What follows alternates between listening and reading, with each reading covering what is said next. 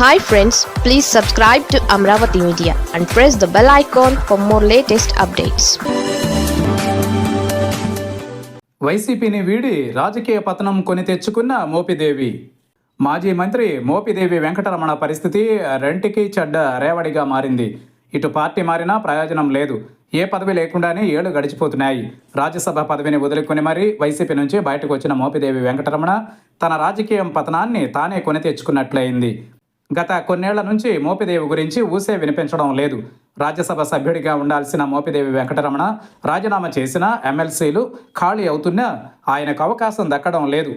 రానున్న కాలంలో పదవి దక్కుతుందన్న గ్యారంటీ కూడా ఏమీ లేదు. ఎందుకంటే టీడీపీలోనే అనేక మంది పదవుల కోసం ఆశావాహులు సుదీర్ఘకాలం నుంచి ఎదురు చూస్తున్నారు. దీంతో మోపిదేవి వెంకటరమణకు ఈ టర్మ్లో పదవి దక్కే అవకాశం లేదన్నది వాస్తవం. అయితే ఆయన ఇటీవల కాలంలో పూర్తిగా మౌనంగా ఉంటున్నారు.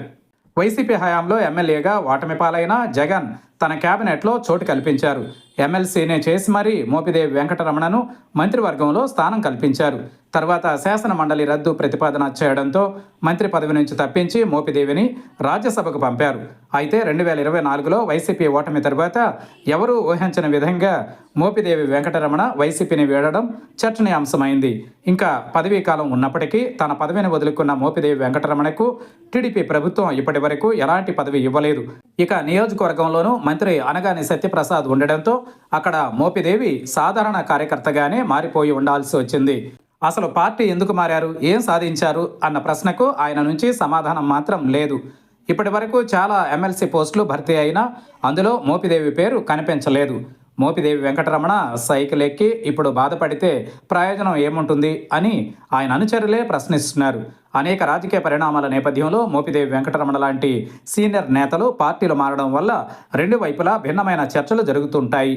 ఆంధ్రప్రదేశ్ రాజకీయాలలో మోపిదేవి వెంకటరమణ వైఎస్ఆర్ కాంగ్రెస్ పార్టీని వీడి తెలుగుదేశం పార్టీలో చేరిన సందర్భంలో కొందరు ఆయన నిర్ణయాన్ని విమర్శిస్తూ చేసిన వ్యాఖ్యలు నిజమయ్యేలా కనిపిస్తున్నాయి. ఈ రాజకీయ పరిణామాలు లేదా మోపిదేవి వెంకటరమణ ప్రస్తుత రాజకీయ పాత్ర ఎలాంటి స్పష్టత లేదు.